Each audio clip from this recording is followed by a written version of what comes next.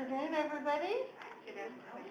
So good to see you here, and we have some colleagues who are joining us by webinar.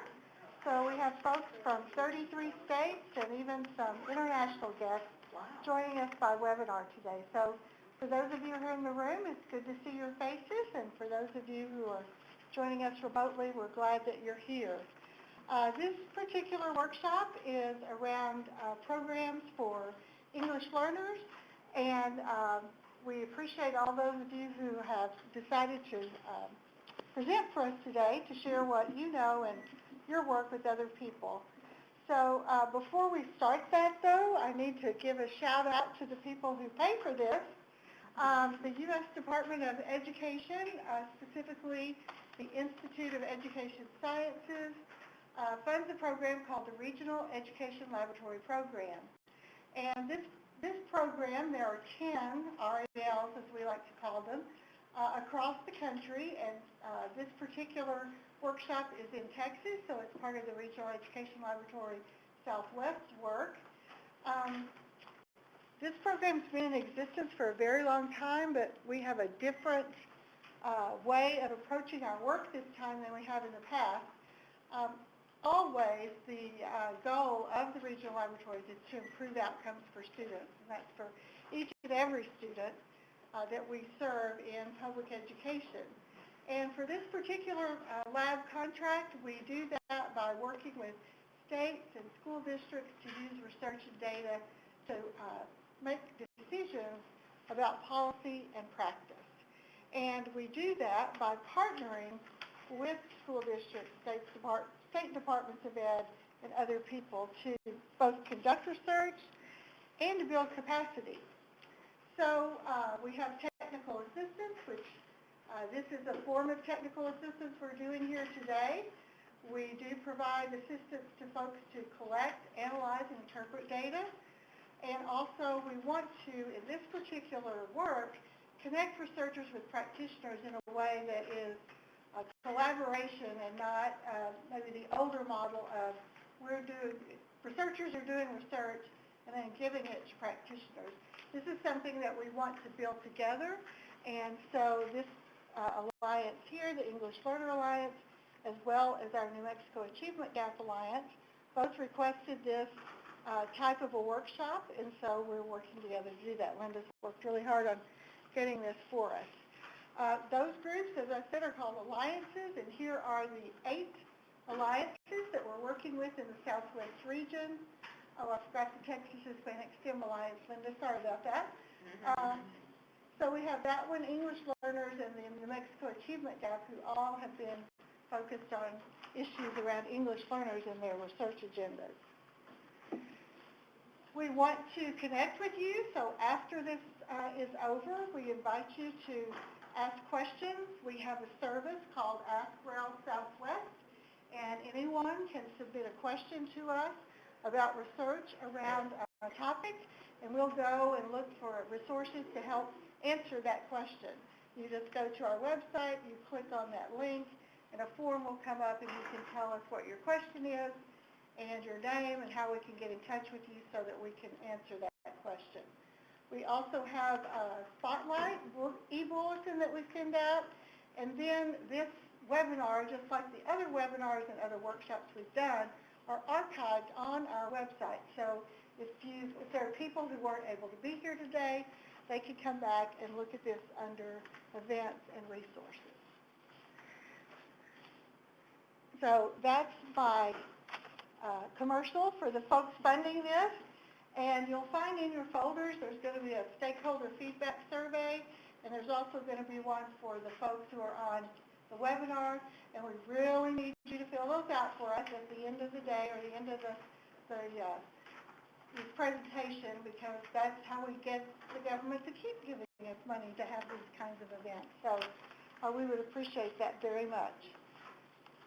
So our goal for today is to provide you, whether you're here or remotely participating, with some information about some evidence-based instructional programs and services that have evidence that shows that they support increased achievement among English language learners. And before I go any further, Oh, here's the outcomes. My apologies.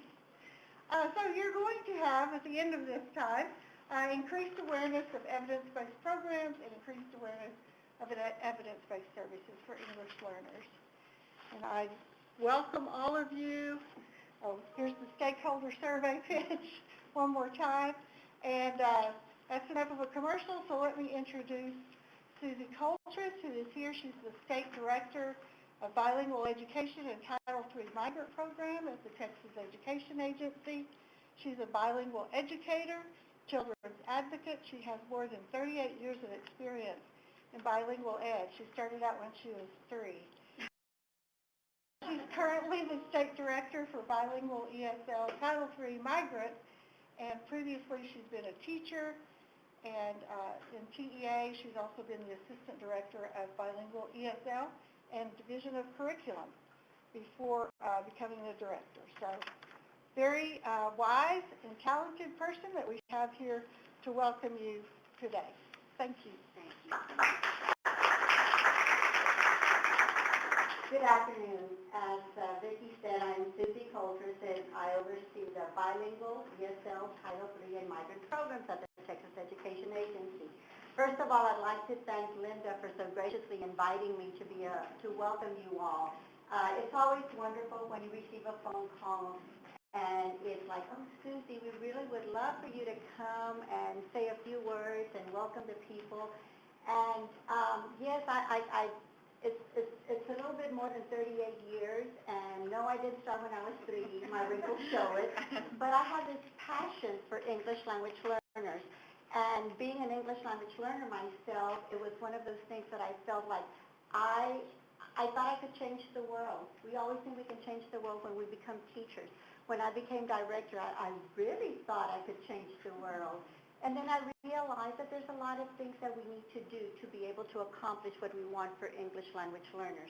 So today, as I give you a little welcome, I also want to give you a little bit of a background about Texas. As I realized that there were so many individuals from other states, and as I go to state directors' meetings and we talk about what some people are doing in certain states and what we're doing in Texas, and we compare our notes, I always feel so wonderful about the fact and confident that what we're doing here is really going to help our ELLs.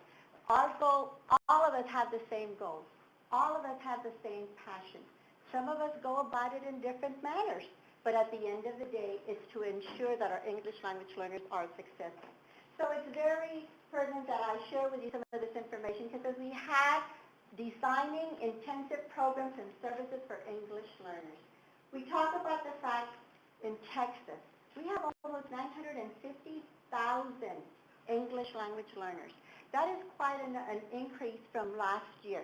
Of those over 950,000, we have 533 that are in a bilingual program. And those bilingual programs are basically just from pre-kinder through 5th grade, and then in 6th grade if it's clustered with the elementary school. Then we have almost 398,000 students that are in ESL programs. And ESL programs run from pre-kinder through 12th grade. So our mission, our objective to ensure that we meet the objectives of ensure that our ELLs are successful, that's quite a number of students that we are responsible for. And as I say, regardless what our titles are, regardless what we do, at the end of the day, we all have the same goal, is to ensure that they are successful. So in Texas, of those 949,000 plus students, we have 853 that are Spanish speakers. So if people ask, for all the resources that you all have in Texas, they're mostly in Spanish. The reason is because 91% of our student population are Spanish speakers, and therefore we need to have the resources for them in their language. Then from there, from 850,000 jumps to the second language of 16,089 Vietnamese.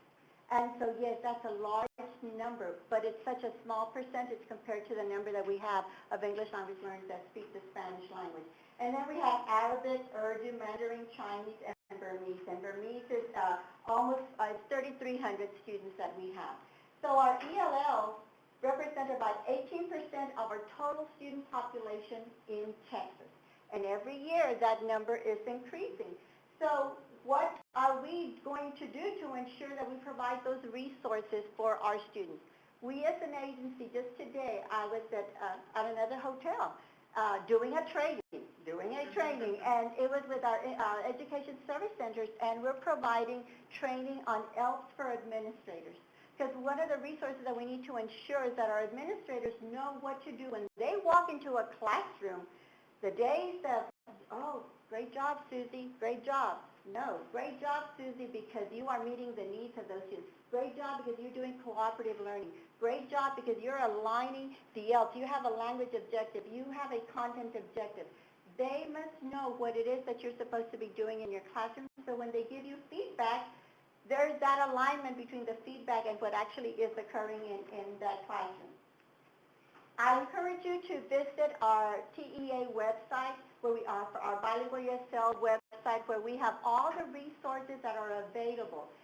In that TEA website, we also have another link to a web portal, ELL web portal. And that link has all the trainings, all the resources that we have. Those that are in Project Share, we have courses, online courses for our teachers. We have online courses for our administrators. So I encourage you and I invite you to go to our web portal that has all of those resources available. We have also new this year. Before we can instruct a student, before we can instruct an English language learner, we have to identify to make sure that they are English language learners.